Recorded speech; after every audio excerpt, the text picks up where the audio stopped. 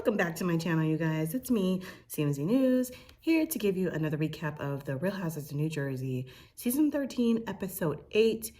And so before we get into that, please subscribe, like, and comment down below because I love hearing feedback. Okay, so we are at the Jersey Shore still, and everyone is hungover. It is the night after the party at Melissa's, Missy G's house, and they are like so hungover. They're so hungover, and I know they're hurting because it's hard. I'm 40, and these guys are like late 40s, the guys especially, and they go so freaking hard. But yeah, they rally like MF because they got cameras there. So everyone is like getting up, you know, they're having their little breakfast. So I had actually forgot because there was like, you know, John Fuda, they're going to be having their party there today. And John Fuda has this like, I forgot, I don't even know how I forgot that they like waxed his chest last week. I think John is definitely trying to fit in with the cool crowd, who he thinks is the cool crowd. So he's, you know, trying to show he can drink, he can hang with the boys and do all this stuff. So anyway, there's literally like three separate houses, but it's almost like the producers came and was like, all right, this morning when you guys are eating breakfast, make sure you guys talk about these three things. And literally everyone is talking about the exact same three things. So I'm going to kind of recap it, what happens that morning scene based on house. I'm not going to go back and forth. That's just, I'm going to get too dizzy. Okay. So at Melissa's house, they talk about how drunk Bill Aiden was, which I love a drunk Bill. Okay. Bill, you know, he's very busy. He doesn't get to let loose.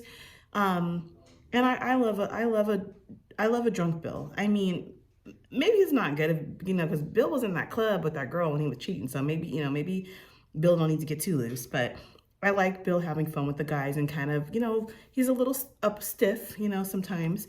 And then Jackie just is spilling it. Yeah, you know, they're not doing too well. They're not doing too well. Why are you telling their business, Jackie? Like, she wants back on the show so bad that she's like losing all her scruples. Then they bring up, you know, Melissa's mom not being invited. And she's just like, how dare you paint that pic that my mom talked shit. And, you know, remember, Teresa doesn't want to invite Melissa's mom because she's like, you know, if I invite her mom, then I got about the sisters. And like, we're not that close anymore. I don't want to invite them. There's history there. I don't want to invite them. Melissa stands by the fact that her mother has been nothing but nice. Marge mentioned that Louis did want to invite the mom, and Melissa doubts his sincerity. I am having a huge problem with this, okay? For one, yes, Melissa's mom and sisters have talked mess about Teresa. They have tweeted about her. They have down talked her, whatever the right word is. It's literally online. Look it up. Go to any of the Bravo pages. They've posted it. They have talked mess 10 years ago. In recent years, had they been close with her dad, all that stuff, that's probably true, but that doesn't mean that Teresa has like forgotten that stuff. I mean, I don't know. I just don't understand why they're making, this is not their wedding. This is Teresa's wedding. I'm not upset if my mom is not invited to weddings. Like, my mom is one of those moms who knows all my best friends, and she's been at all of my friends' weddings. But if for whatever reason, because of budget or whatever, my mom couldn't be invited, I think she would understand that. She would hate that she had to miss it, but she would understand, okay? But the fact that they're making this such a big deal, like it's such a slight, is so disrespectful. How many things is Teresa being invited of theirs? I haven't seen her at nothing. I mean, maybe she has been. I don't know. I don't follow Melissa's sisters and all them. So it's just kind of like, whose wedding is this? Like, when is nobody gonna just say, you guys get over it? It's not your wedding. This is your sister's wedding. She's marrying someone that, you know, she loves. You know, she loved Judice or whatever, but keep in mind, Teresa's parents, first generation Italian. Teresa raised old school. The way she got out of the house was by getting married, even though she was in her 20s, mid-20s when she married Joe, had a degree. She wasn't leaving the house to be an independent woman and getting her own apartment unless she was married, okay? So this is her time to be with someone she loves, and it's just getting on my nerves that no one is like, yo, it's not your wedding, get over it. And okay, Melissa doubts his sincerity. Okay, I'll give you that. I can understand doubting that too, because you know what? Melissa doubts everything about them because she doesn't like them. This is a dream come true. Teresa's finally out of their life. Anyways, back at Jen's house, Jen Aiden, Rachel is upset. No, not Rachel. Danielle, excuse me. Danielle is upset that they mentioned her brother. Oh, let me back up. At Melissa's house, they talk about that as well. They do say, you know, there's more to the story. I agree, but why do you care so much? Why? Why do you care, Jackie? Why she doesn't talk to her brother anymore? He's not on the show, you guys. He's not on it. He's not tweeting about it. Is he reaching out to people trying to figure out like what his sister is saying about him? They're not on the show. Drop it. Drop it. Jen's house. Danielle's upset that they mentioned her brother. She's like, my word should be enough. I believe it. Danielle's upset about Rachel bringing up what she said about Margaret. You know, being someone you don't want on your bad side. She's like, I don't think I was talking shit. I was just having a conversation with Rachel. I agree. I mean, was it gossipy? I mean, of course, nobody wants. I mean, I wouldn't like watching a scene where somebody's just talking about me either. But like, they're having a conversation, you know. But Rachel just couldn't wait to run. She's clearly deciding what side, you know, what team she wants to be on, if you will. Now back to the Foodist house.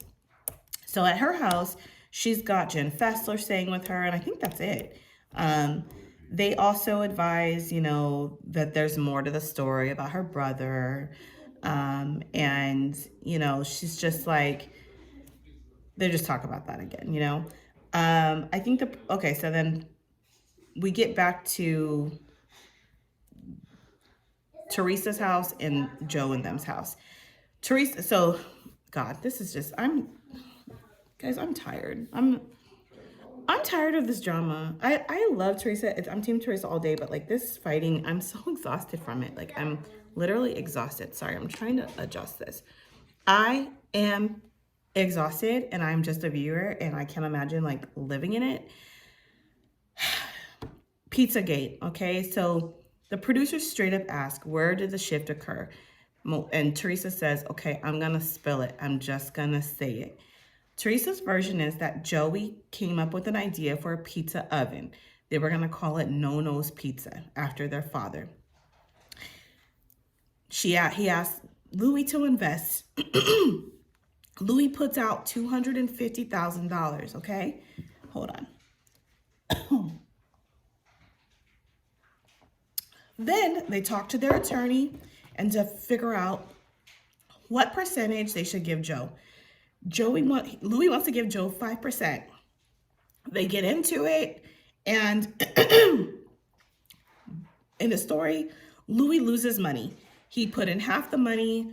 Joe didn't want to put in half, supposedly, and this is the real problem, okay? We didn't hear anything about this last year, a little bit about it, but not to this extent.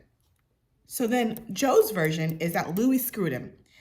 Joe says that, that he called his sister. I've got an idea. Let's go into the pizza oven.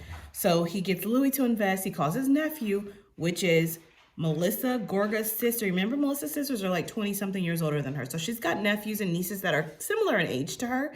So he calls his nephew, which I believe is the daughter, one of Melissa Gorga's daughter's husband, because I've seen them, they've been posting about this.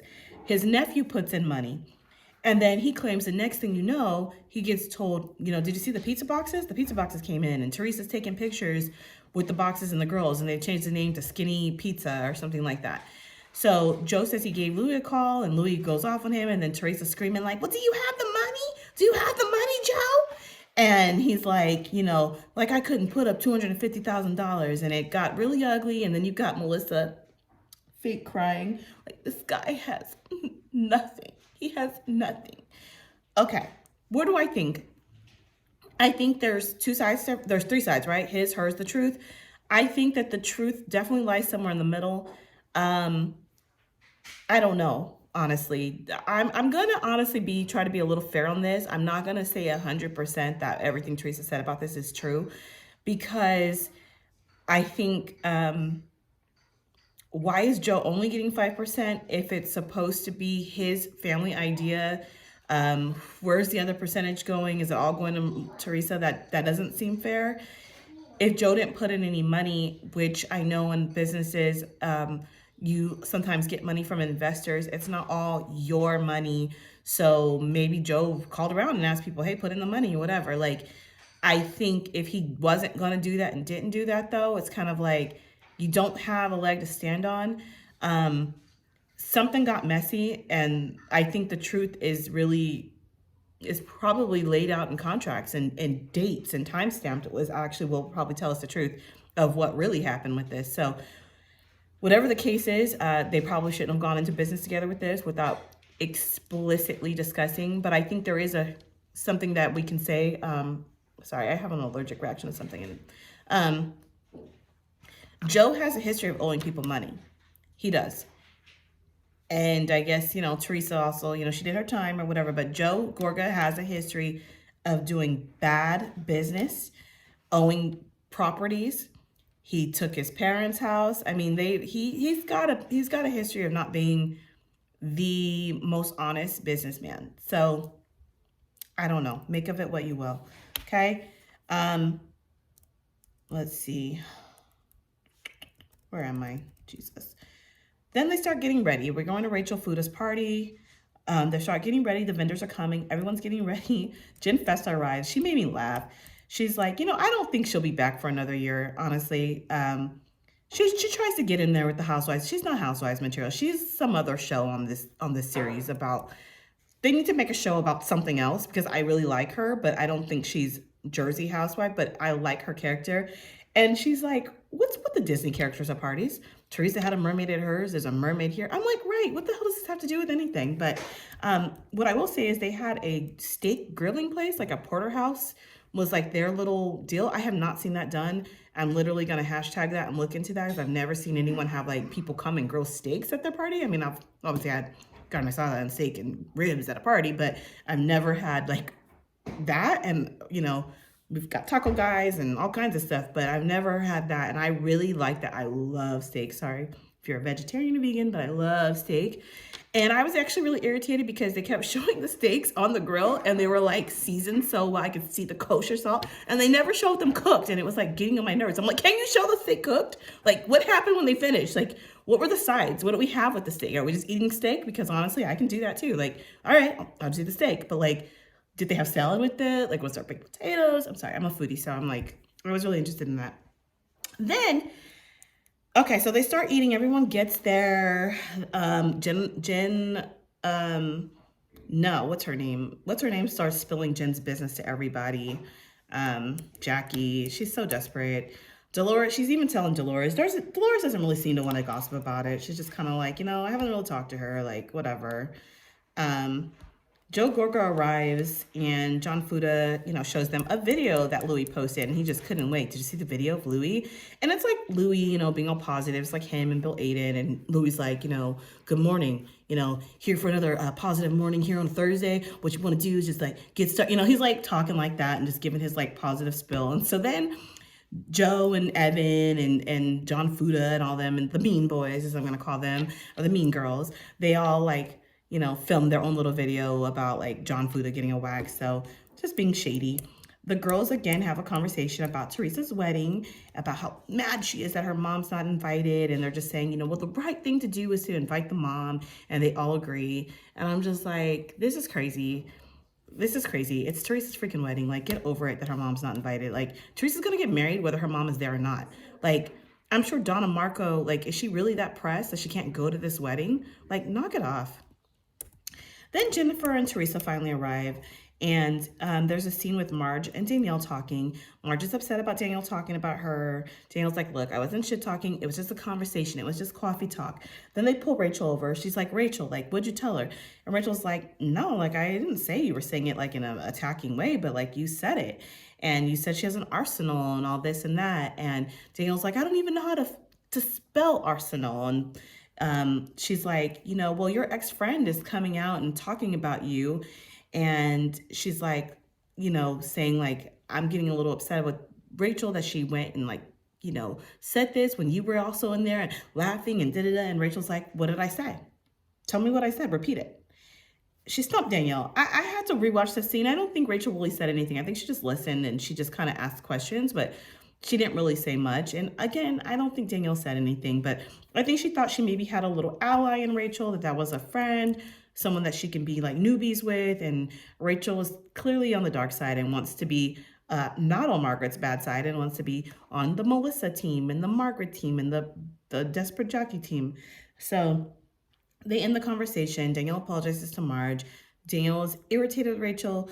Danielle feels like Rachel took advantage of that conversation and in the boutique, and I do agree with that. We go back again to Teresa's mom not being invited. It's like, can they talk about anything with Teresa? Like, do you guys not see that? What else? If not for Teresa, what would the show be? Like, straight up. If not for Teresa, what would the show be? So Teresa's like, look, Joey just should have called me. If he would have called me and said, look, yo, invite Donna Marco, she said I would have done it like that. Let's see what else. Then Danielle comes over there. She's like, I was upset that y'all were talking about my brother. She says, my explanation should have been good enough. Jackie doesn't believe her. They go back and forth. Jackie's like, say it. What's the story? Say it.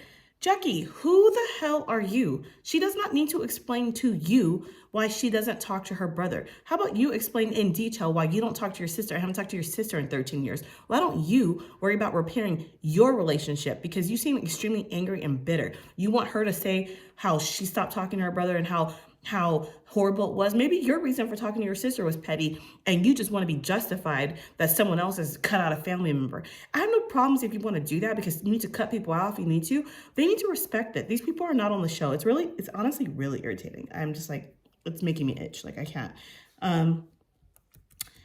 Teresa also is like, look, you don't know the full story. There could be more to it. Then, again, you got, let's see, Louis goes and talks to Melissa, and he's trying to talk to Melissa. He's like, Melissa, here, give me your hand, which was creepy. I'd be like, yo, don't touch me. Teresa goes over there. Louis shuts her down. He tells her to leave so he can talk to her alone. I didn't like that. I don't think Teresa liked that either, but whatever. Melissa notices, though, how angry Louis can get. She's like, it's like he's caught between the guy who he wants to be and the guy who he is. And you know what I'm going to say? So what? He used to have a temper. He has to control it. There's a lot of people out there who used to be that person. There's a lot of people out here who used to be gangster-esque, who used to be that bitch, who can go there, but they're trying to be better and they've worked really hard on themselves to not react. There's a lot of reactionary people. There's a lot of people where you look at them the wrong way and it's a fight, but they have changed and they have learned to not be that way. You don't know what people have been through with their trauma and different things where it's fight or fright, and it's always fight for them. So you have to make a conscious effort to not be that person when you're triggered, and when people try you, or when someone's rude, or when someone rolls their eyes, or when someone, is tailgating you, whatever the case may be, you learn to not react. And I think that's okay that he's in the middle of that.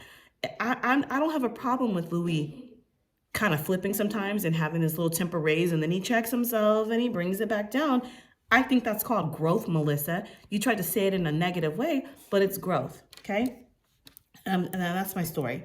So Teresa goes back to the girls and she mentions again, basically she gets into it. She's like, Melissa has daddy issues, and then Jackie pipes in and Teresa curses her out real quick. She's like, get the fuck out of my face. So Teresa goes for it. Teresa, who's working on it, had all the energy for Jackie and told her to get the F out of her face. Clearly, she's like, get out of my face, get out of my face. And Jackie shut the F up, She's like, it's not bad to say someone has daddy issues. My kids have daddy issues, okay? And I don't think it's an insult to say that, because people throw that around all the time. I've got daddy issues. I've got trust issues. I've got anxiety. I've got this and that. Like, people throw out things, and it's not bad. It's just what they're dealing with. So back to Louis. He has Joe come over. He's sitting with Melissa, and he tells Joe, let's not go backwards. I live with your nieces. You know that, right? Let's not go backwards. I wear your dad's pajamas to help them feel comfortable. And, that scene was like really shocking to hear. It's very weird to hear that. Teresa has cleared it up that he's not wearing Nono's like old pajamas. He's wearing like some new pajamas that Nono never wore.